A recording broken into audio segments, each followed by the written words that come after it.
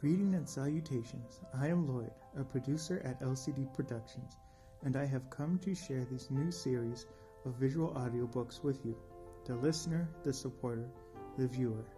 Together we will go on a journey like never before, fly to new heights with Project Aerospace, explore new land and cityscapes with flotations, even change the dimension of time through the power of time-lapse photography from live to tape.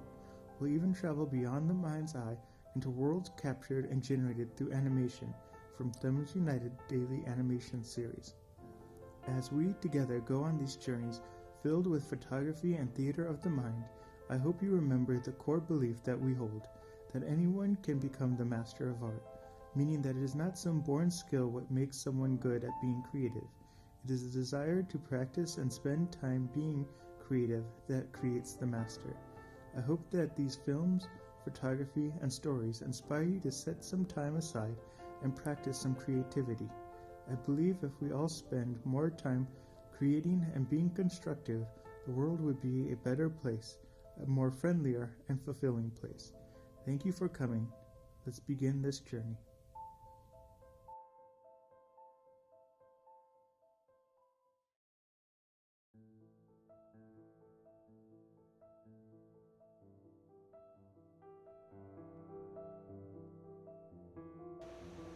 Hello, this is Life to Tape. We are recording this is episode 6, I believe. Let me check. Yep, episode 6 of our visual audiobook, The Airship, the Golden Hind. So we're going to start off where we left off with chapter 15, Revelations. Land ahead, the hail brought Forsythe and Branstein from their cabin with the utmost clarity. They had not expected to sight Australia for another hour and a half, and now these were certainly land far away to the eastward. During the last 3 hours of the clear sky had given place to a thick bank of dark clouds. Observations to determine the Golden Hind's position were therefore out of the question. She was steering a compass course with the wind almost dead aft. It was a case of dead reckoning, and how no one knew exactly what part of Western Australia they were approaching, whether it was north or south of Fremantle Aerodrome. "We'll do it before dark," declared Forsythe confidently. He had hardly spoken when Mildred's head and shoulders appeared through the hatchway of the navigation room. "We're on the last few gallons of petrol, sir," he reported. "I've made doubts if the engines will run another 10 minutes. They're slowing down now," he added. "Switch off all but number 1 and 2 motors," ordered the baronet. "Keep these running for 20 minutes if you can, and we'll manage it." But before the chief engineer could regain the forward motor room, the 6 aerial propellers were motionless. The Golden Hind no longer drove through the air, but simply drifted broadside on the strong breeze. Just as the sun sank in the Indian Ocean, the airship crossed the coastline. 10 miles to the north could be the discerned Perth and Fremantle. 10 miles that, as far as the Golden Hind was concerned, might have been 1,000. "Down with her," ordered Forsythe. "Stand by with both grapples. We'll have to trust to luck to find a good anchoring ground." It was not until the airship had passed over the railway running southward from the Perth to Bristleton that Kenyon noted a hill that might afford shelter from the strong wind. Rapidly, several thousand cubic feet of barium was exhausted from the ballets, with the result that the Golden Hind dropped to within 100 feet of the ground. There was just a significant twilight to make out the nature of the landing place. It was a wide belt of grassland, dotted here and there with small trees, hedges that were none. "There's a couple of men on horseback, sir," reported Fanton. "Good," replied Forsythe. "Let's go both grapples. See how she takes that." Both of the stout barred hooks engaged the moment they touched the ground. Even though the wire ropes were played out in order to reduce the strain, the jerk was severe. Round swung the giant ship, headed to wind, but still she dragged. The grapples had caught in a wire fence, and having uprooted half a dozen posts, were doing their level best to remove a 5-mile sheep fence. Up galloped the two farmers. The uprooting of their boundary fence hardly troubled them. The arrival of the airship, the first they had ever seen, occupied all their attention.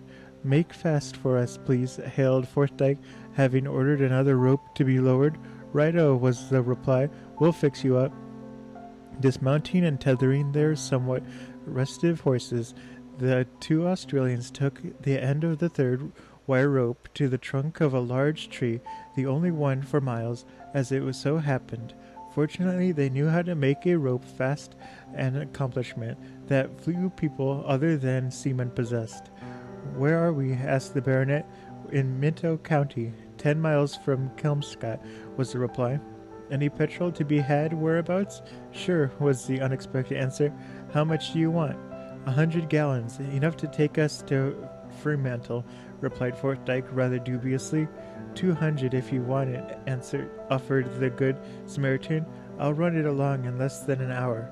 "Will tomorrow at daybreak do equally as well?" asked Sir Reginald, knowing the difficulty and possible danger of handling quantities of the highly volatile spirit in the dark. "We'll be all right here until morning if the wind doesn't increase." "It won't," declared the farmer confidently. If anything, it will fall light. If you are in a hurry, I'll hitch you on my motor lorry and tow you into Ferndale." Forsyth thanked him and begged him to excuse on the score that he was obliged by the terms of the race to that a flight without outside assistance in the matter of propulsion. The two Australians, declining an invitation to go on board the airship, rode away into the darkness.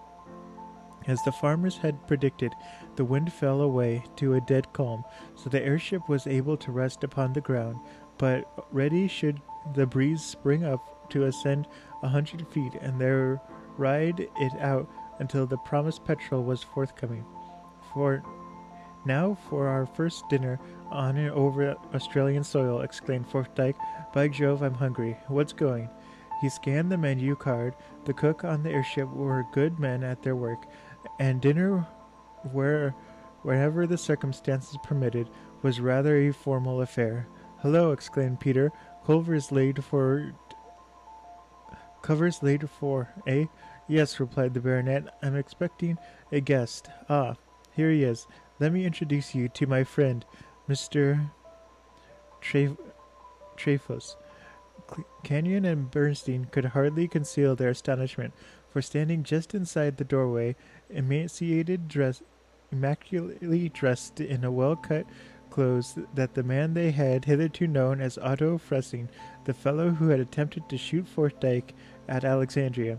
"Secret Service," explained the baronet, "had to keep up the affair dark, even from you two fellows." "You certainly did us in the eye," said Peter. "No more than I did Signor Jarvis," rejoined Trefus. "I had a rotten time cooped up with that bird, but it was worth it." "So you've succeeded?" asked Forsyth. Trefus nodded. "Wouldn't be here if I hadn't," he remarked. "It took me some time to get the right side of Signor Enrico, but I managed it. He rather looked a bit sideways at me when I pitched a yarn about being a Hun. However, I've got it out of him that he was employed by von Sinzing to kipper your part of the show, and judging by the accounts, he almost succeeded. You'll have enough evidence, Forsyth, to disqualify von Sinzing." "I'll think about it," drawled the baronet. "After all is said and done, the Hun is a sport, only his idea of sport differs radically from ours. It is his nature, I suppose. But another time you fire at me with blank cartridges. Trefus, old son, please don't aim at my head. Grains of burnt powder in one's eye aren't pleasant." "Nor did I feel very pleasant," rejoined the Secret Service man, "when that officious blighter suggested putting me under arrest and trying me in a civil court. He must have thought you pretty high-handed, rushing me off in your airship." "Yes, it was as well as I took Colonel Holmes into my confidence," said Forsyth. Otherwise, you might at this moment be cooling your heels in a gypsy prison. However, we've got evidence against von Sienzing, if need be. What are you doing? What are you going to do with Senor Jarez? Asked Trefus. Do with him? Nothing much. Fact, I'll do it now, directly we finish dinner. The meal over, Fordyke ordered Enrico Jarvis to be brought in. The look on the miscreant's features was positively astounding when he found his former companion in captivity, revealed in his true colors. Now Enrico Jarvis, began Fordyke without further preliminaries. You understand English, in spite of your previous denial. Read that. If you agree to it, you are a free man the moment you signed the statement. At the promise of liberty, Enrico plucked up courage. He had a wholesome respect for the word of an Englishman. The document was in the form of a confession, stating that Enrico Jarvis had agreed for a certain sum of promised by the Count Karl von Sienzing to hinder, either by crippling or destroying, the Golden Hind, Sir Reginald Fordyke's attempt to fly around the world. I'll sign, said Enrico. He wrote his name. Kenyon and Trefus witnessed the signature. The baronet folded the document and had placed it in his pocket. Now you can go, he said. But how am I to return to Gibraltar? Asked Jarvis. That's your affair, replied Fordyke sternly. You ought to be thankful you're still alive. Now go. At the first sign of the dawn of the Australian farmer, true to his word, arrived a large motor lorry piled with filled petrol cans. He was not alone. The seemingly sparsely populated district now teemed with people. Hundreds must have seen the Golden Hind pass overhead the previous evening, but how they discovered the airship's temporary anchorage was a mystery. There was townsmen in motor cars, sturdy farmers on motorcycles, wagons and carts, backwoodsmen on bicycles, and on foot.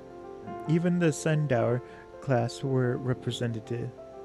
The Golden Hind had just completed her preparations for flying back to Fremantle Aerodrome when the motorcycle rode up and handed Fordyke a telegram.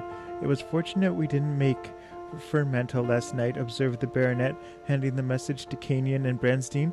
The aerodrome was destroyed by a fire at 1 o'clock this morning.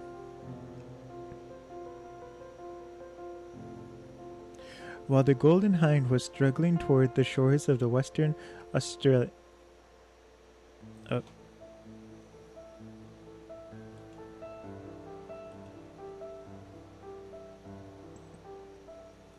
Hold on. I forgot to tweet out.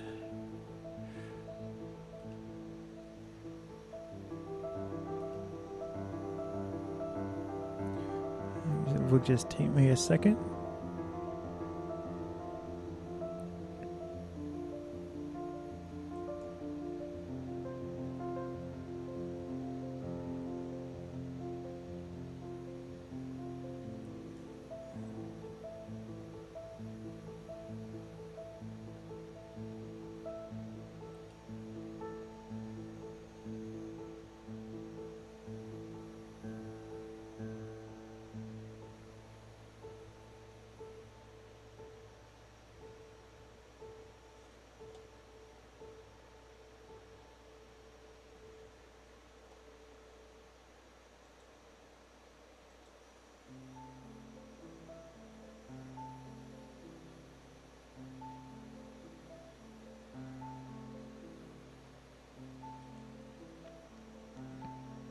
Chapter 16. The Observers.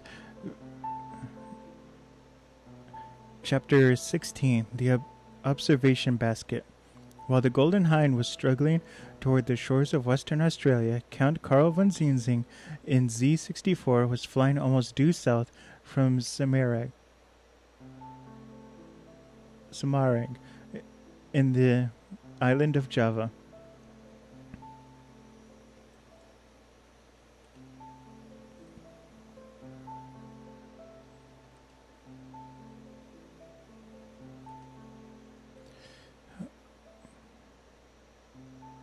He too had a taste of the cyclone, which had extended over the whole of the Arabian Sea and had been severely felt as far north as the Turcan frontier.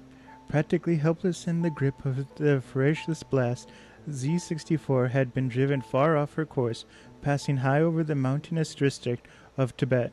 The German airship, unseen and unheard, finally encountered a stiff northerly wind when approaching the China Sea in the neighborhood of Hanoi. Already the start von Sinzing had obtained over his British rival was wiped out. The long detour he had been obliged to take represented 12 hours' flight under normal conditions, and since he knew of Fordyce's progress by the expedient of picking up the Golden Hind's wireless message, he realized that latter had made good her the latter had made good her belated departure. At Samarang, Z-64 took in fresh hydrogen and petrol. Von Sinzing reported his arrival to the representative of the International Air Board and stated his intention of proceeding via New Guinea, New Caledonia, and Norfolk Island to New Zealand, where he would be able to fulfill one of the conditions that required the competitor to touch at a spot within 1 degree of the nadir to the other starting point. But von Sinzing had no intention of carrying out his declared program. Directly he was well clear of Samarang, he snapped a course due south in order to pick up the prevailing westerly winds south of Australia, on which Fordyce countered also. A stiff northerly wind over Sandra Sea helped the German to attain his object, and on the evening that the Golden Hind drifted to South Ferndale, Z-64 was skirting the coast of West Australia in the neighborhood of Geograph Bay.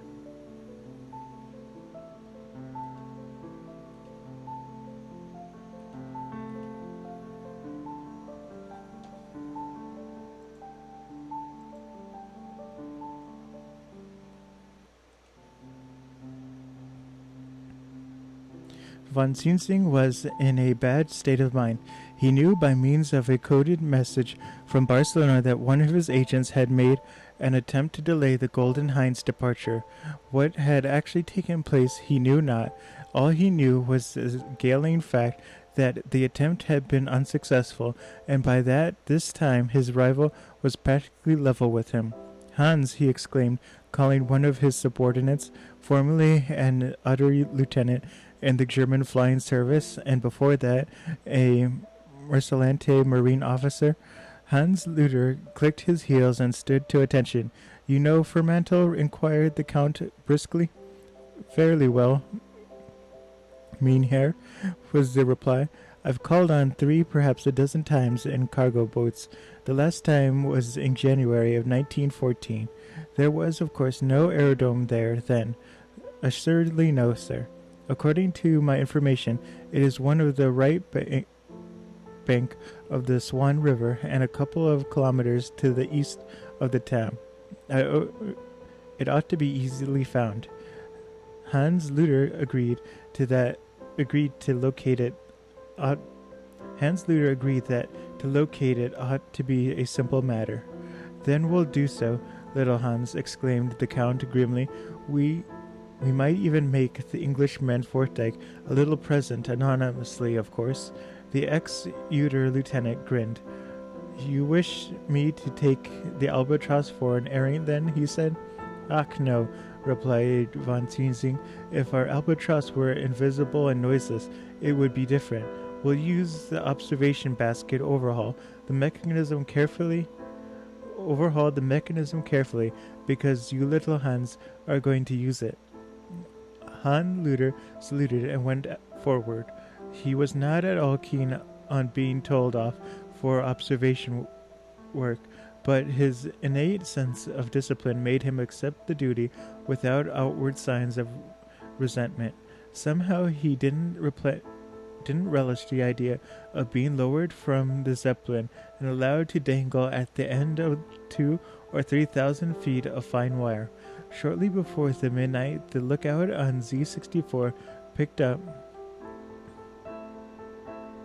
Shortly before midnight, the lookout on Z-64 picked up, and the harbor and town lights on Fremantle. It was now a fairly calm night. At 5,000 feet was a stratum of light clouds sufficient to observe the starlight. The cinematic conditions for von Zinsing's plans were exactly what he wanted. When the German airship was dead to windward of the town, her motors were switched off, and she was allowed to drift in and out of the lower edge of the bank of the clouds. From her foremost nacelle, a circular basket fitted with vertical vane to prevent it from turning round and round like a gigantic meat sack was hanging. In the basket, with a couple of small incendiary bombs for company, was Hans Luder. In order to keep in touch with the captain of the Z-64, Hans was provided with a wireless telephone. "Already," announced the observer. "Lower away." The well-oiled mechanism ran smoothly and noiselessly until a sudden check in the downward journey told Hans that the observation basket had reached the limit of its cable. From there he was dangling nearly 2/3 of a mile below the airship. Z-64 was quite invisible. It was therefore safe to assume that the good people of Fremantle were likewise not in a position to see the huge gas bag 5,000 feet overhead, while the insignificant observation basket, although only 1,000 feet up or so, was too miniature to be spotted against the blurred starlight.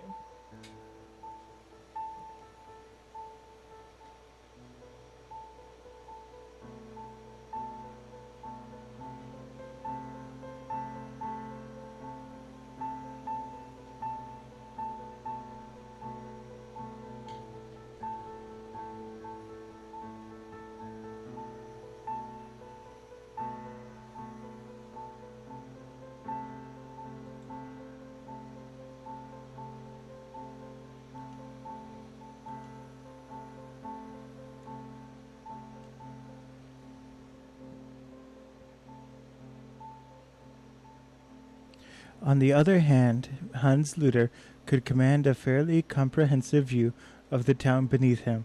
The tranquil waters of the Swan River enabled him to fix his position, for even on the darkest night a river can readily be seen by an aerial observer. The navigation lamps of the aerodrome almost misled him. At first he mistook them for the railway station, but when he discovered his mistake, he asked himself why the aerial signaling lamp were still being exhibited. According to the latest wireless message picked up by Z-64, the Golden Hind ought by this time to be beheaved in the hangar. But perhaps, he argued, the officials in their demonstrations of welcome had forgotten to switch the lights off. This reminded me of London in 1916, thought Hans. London in those good old days, when our Zeppelins came and went almost without let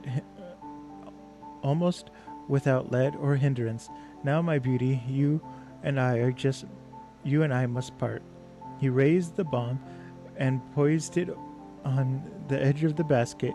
In his excitement, he had completely forgotten his fears at being suspended by a steel rope almost the same gauge as a piano wire. The incendiary bomb was quite a quite small affair, but none the less efficacious. In order to guard against identification, should any of the metal parts be found, the vanes were stamped with the British government marks, which showed that von Zinsing, with characteristic Teutonic thoroughness, had taken the precaution of covering his tracks. The British Air Ministry and the Australian Commonwealth Government could appraise responsibility later. By that time, Z-64 would be thousands of miles away. Allowing for the slight breeze, Hans Luder telephoned the Zeppelin to steer 10 degrees to northward. Slowly, Z-64 carried out the instructions, and and a sea wing. Gently, the observation basket moved in a gently different direction from its previous line of drift until the crucial moment arrived. Hans Luder released the bomb. For 3 seconds, the observer could follow its downward passage. Then it vanished into darkness. 5 seconds later, the missile hit its objective. There was no need for a second bomb. The airship shed was blazing fiercely. The Hun in the basket spoke into the telephone. "Direct hit," he reported. "Haul me up." The Z-64 had once more stopped her motor and was rising rapidly above the bank of the cloud. At the same time, the motor wrench was winding in the cable, and Hans Luder's rate of progress as the basket whirled through the air brought back all his fears concerning his hazardous position. What if there was a flaw in the wire? If it was ex-government stuff, he recalled, material that might have been left lying in a neglected condition for months before von Zinsing acquired it for its present purpose. And supposing the wire slipped off the drum and got nipped in the cog of the wrench. A score thousand of similar natured flashes across the observer's mind. He broke into a gentle perspiration.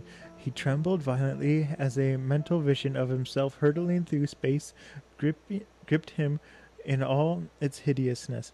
But the wire held. Hans Luder was assisted into the nacelle, where he promptly fainted. By the time the Z-64 was several miles away from Ferndale, but a dull red glare on the horizon unmistakably indicated the extent of the conflagration. Throughout the night, Z-64 flew at an altitude of not less than 15,000 feet. Dawn found her far to the southward of the great Australian Bight. Von Zinsing had good cause for keeping out of the beaten steamer tracks, nor did he intend to pass within 100 miles of the southern parts of Tasmania. He counted upon arriving at Napier, New Zealand at daybreak on the day following. Until then, he meant to be most careful not to be reported by any vessel.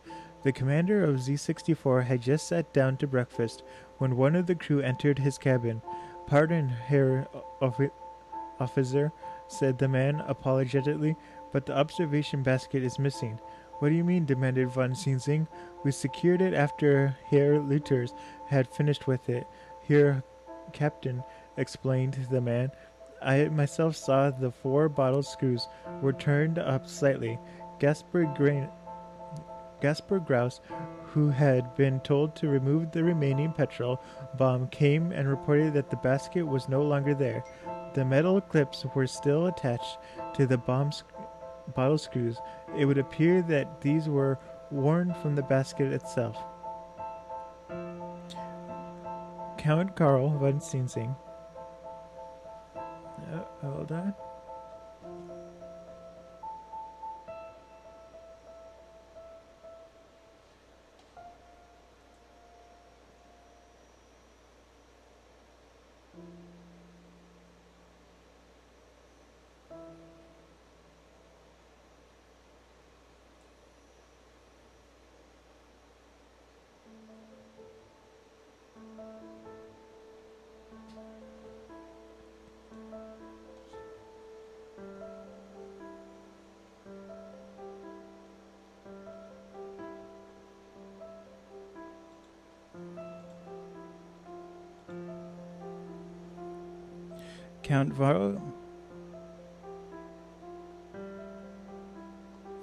Count Karl von Zinsing left his breakfast untasted and hurried along the catwalk to the gondola from which the observation basket was hung.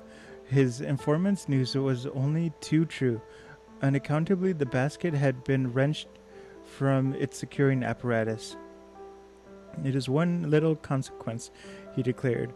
"We would not have required it again, and since it was not afloat, it is at the bottom of the sea by this time. Perhaps it is as well, in case we are inspected by inquisitive officials at our next lying place." It was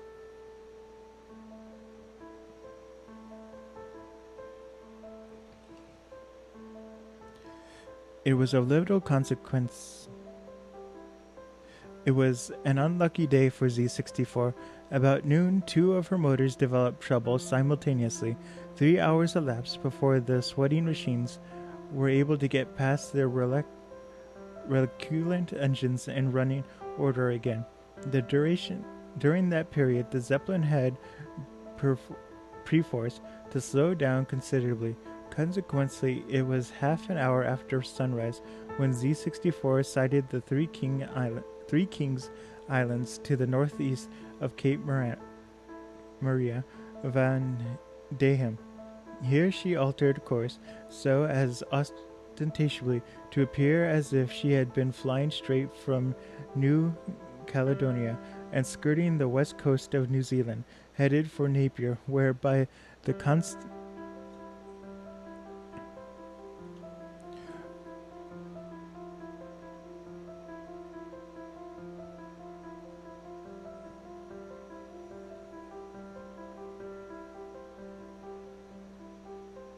Here she altered her course so as ostentatiously to appear as if she had been flying straight from New Caledonia, skirting the west coast of New Zealand, and heading for Napier, where by the consent of the New Zealand government, von Sinzing was permitted to land and thus carry out one of the conditions of the contest. "We'll fly inland where we sight Auckland," decided the Count. "No, we don't take her up any higher. There is now no need for concealment.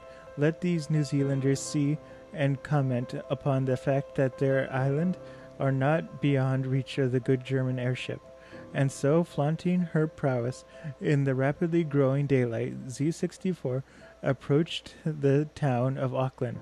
The Zeppelin was within 10 miles of the place when one of her crew shouted the disconcerting information that there was an airship on the starboard bow traveling east by north.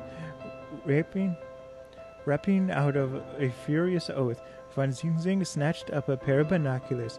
He had never before set his eyes on the Golden Hind, although the British airship had passed almost immediately above him within a few minutes of the Z64 leaving her Spanish base. But instinctively he realized that this was the greatest rival, Sir Reginald Fordyke's creation. "God in Himmel," shouted von Zinzing. "Luder, you numbskull, you made a hideous mess of things last night. Look, the Golden Hind." So that was it for this episode. The next chapter is chapter 17, a surprise for Captain Prout. I'm going to be streaming in about 15-20 minutes. We're going to be switching over to Half-Life 2, and we're getting close to the end of Half-Life 2, but I want to thank everyone for coming to this ASMR stream. I will see everyone either in 15 to 20 minutes, or I'll see everyone tomorrow. I'm going to do an ASMR stream tomorrow, continuing the Airship, the Golden Hind visual audiobook, and then there's going to be more Half-Life 2 tomorrow as well. So thank everyone for coming out. Hope to see everyone soon. Bye-bye.